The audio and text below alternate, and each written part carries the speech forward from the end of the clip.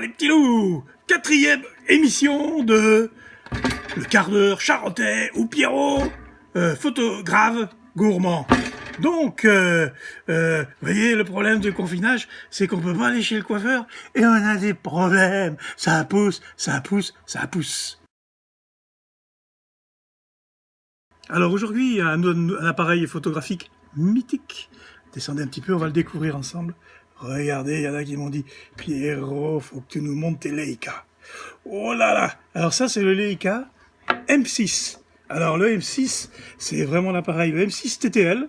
Alors TTL, parce que c'est marqué ici, là, TTL. Donc le TTL, c'est un appareil qui est fabuleux, parce que c'est l'appareil pour le reportage. Donc il est avec objectif interchangeable. Donc là, j'ai un petit objectif dessus qui est le 1.4 de 35, le Sumilux, hein, la sphérique. Alors, vous voyez, regardez comment ça s'enlève. Tac. Voilà, bel objet. Alors là, il y a des lentilles là-dedans. Je vous explique pas le poids de l'objectif. Et là, vous avez le boîtier. Alors le boîtier, il va se régler manuellement. Donc là, le M6, il y a ici, vous voyez, regardez, les vitesses. Donc vous pouvez aller de la pose B jusqu'à 1 millième de seconde. Voilà. Donc cet appareil marche avec une cellule à l'intérieur et c'est un télémètre couplé qui permet de régler la mise au point. Donc la mise au point va se faire, vous voyez le viseur, on ne vise pas par l'objectif, on va viser par un cadre qui est ici, qui permet de régler l'appareil photo. Donc écoutez bien ce bruit du Leica, pareil je remets l'objectif, c'est tac, c'est vraiment un appareil qui fait pas beaucoup de bruit. Voilà. Donc, pour faire du reportage, c'est fabuleux, parce que l'avantage du Leica, c'est que là, vous réglez votre mise au point, et quand vous allez faire votre photo, ce qui est fabuleux, c'est que vous voyez tout le temps. Il n'y a pas d'obturation dans le viseur. Donc, ça permet de faire des photos, c'est-à-dire qu'on peut se déplacer avec l'appareil, et on voit vraiment ce qu'on fait, et il n'y a pas de trou noir quand on prend une image comme sur un 24-36. Donc cet appareil, alors ce qui est particulier quand même, c'est que, bien sûr, c'est increvable, des appareils avec ici possibilité, donc le chargement, je vais vous montrer comment on le charge. Il suffit de l'ouvrir ici, on tourne, et il s'ouvre. Donc là, vous voyez, c'est assez particulier. Donc, il faut mettre ici la bobine. Je vais vous en mettre une. Voilà, j'ai ma bobine. Hein. Je vais vous montrer comment on met une bobine dans un Leica. Il suffit juste, voilà, de tirer. Vous voyez, vous tirez comme ça, je le mets à l'envers. On le cale ici. On va l'avancer un tout petit peu pour qu'il soit bien pris. Voilà. Attention à ne surtout pas mettre trop les bras. Voilà. Vous voyez, là, quand il commence à avancer comme ça, on va fermer ici. Et là, je vais remettre mon dos. Tac. Et voilà. Et là, c'est parti. Donc, pareil, je l'avance. 1, 2. Vous voyez, pour vérifier quand même si mon film est bien mis. Ça tourne ici, donc aucun souci. 3 coups. Là, je suis sur photo numéro 1. Je fais mon réglage. Tac. Tac. Quel bonheur. Qu'est-ce que j'en ai fait des reportages avec cet appareil photo. Mais là, il n'y a pas besoin d'avoir 50 objectifs. Le 35, ou alors un 28 mm, ou on peut même mettre un 21. Mais c'est pas fait pour faire des photos de loin. C'est pas fait pour faire des photos, c'est fait pour faire des photos de reportage. Et pour un vrai reportage, il faut avoir de l'information dans l'image. Il faut quelque chose qui raconte une histoire. Dès que vous faites une photo, vous racontez une histoire. Donc c'est vraiment tout un ensemble. Voilà, donc le Leica M6, c'est avec un 35 Sumilux 1.4. Quel bonheur! Ça, c'est mon appareil à moi. Maintenant, on va passer dans la cuisine pour la suite de la dégustation. Hop! Dans la cuisine, là, je vais vous montrer les petits trucs photos. Tu peux te rapprocher, India. Allez, toi. Alors, regardez. Là, il y a un produit extraordinaire qui s'appelle Starvax. Alors, ça s'appelle Décolle et détache tout. C'est un produit qu'on trouve chez Monsieur Bricolage, qui est vraiment extraordinaire parce que ce produit-là, si vous voulez rénover un appareil photo, alors vous prenez par exemple un cuir comme ça, qui est un peu ancien, vous en mettez des petits coups. Attention à pas l'inhaler parce que c'est quand même pas terrible. Là, avec un bon petit chiffon. Et là, même tout ce qui est métallique, ça va vous donner, vous le faites briller un peu. Regardez déjà, comme ça, le rehausse, ça lui donne quelque chose d'extraordinaire. Alors, le souci, c'est que cet appareil-là, il commence à avoir de la rouille. Ça, c'est un claque. Écoutez, le claque de chez Agfa. Alors, pour le retaper, je vais utiliser une peinture qui est une peinture pour l'extérieur, mais pour le fer. Et qui est en même temps anti-rouille. Parce que je peux peindre directement sur la rouille.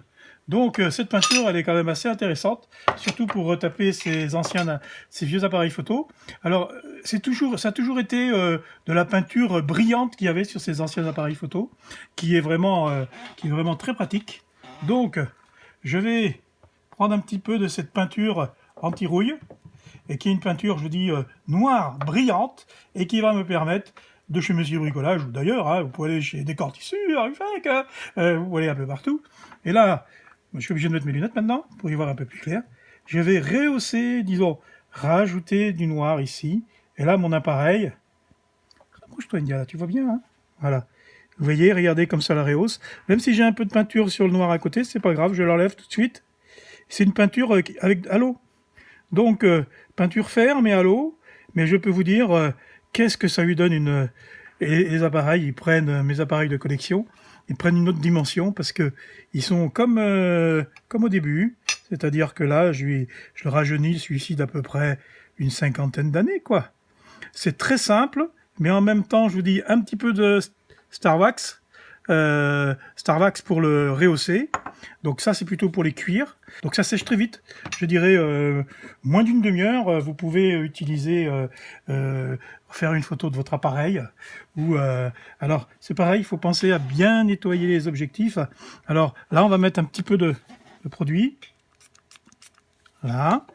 Hop, et je prends un chiffon sec. Je pars toujours du milieu. Je tourne. Voilà. Pour que l'objectif soit très très propre. Après, je vais mettre un petit peu de produit ici. Voilà. Pour rehausser tout ce qui est métallique. Et ça va lui faire un bien fou à cet appareil. Il va retrouver sa jeunesse. Là. Là. Vous voyez, il a déjà une autre allure. Le petit Agfa. Tac. On va passer dans la cuisine pour la suite des événements.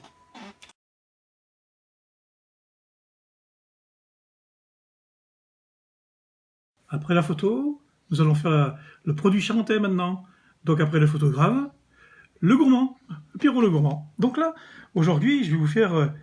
ça va pas être une boisson, ça va être plutôt un produit charentais. Alors ça, vous te dites, qu'est-ce que c'est que ça? Mais ça s'appelle le fromager. Alors le fromager, c'est charentais, c'est une sorte de tourte, mais c'est pas vraiment une tourte, c'est plutôt un fromager. Alors le fromager, vous allez voir, je vais le couper. C'est un gâteau, en fin de compte, un dessert, qui est très moelleux. Donc dedans, vous allez avoir un petit peu de... C'est un mélange de fromage de chèvre frais et de fromage...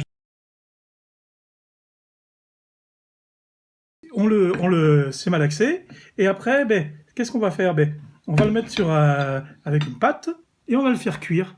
Et donc ça fait quelque chose de très onctueux. Vous voyez? Alors c'est un goût, c'est une sorte de tarte fromagère, je dirais. Bon, moi je suis pas un grand spécialiste de la cuisine, mais alors quand à la Frérie de Barreau, quand il y a des fromagers, je peux vous dire que ils partent en moins de deux. Hein. Ils se mangent. Alors ça, le fromager, donc c'est vraiment très sympa parce que ça a un goût pareil de reviens-y. C'est très, ça fond dans la bouche.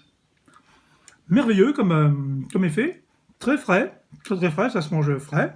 Et, vous savez, alors on en trouve dans les bonnes pâtisseries, hein, un peu partout, là, Ruffec, Villefagnan.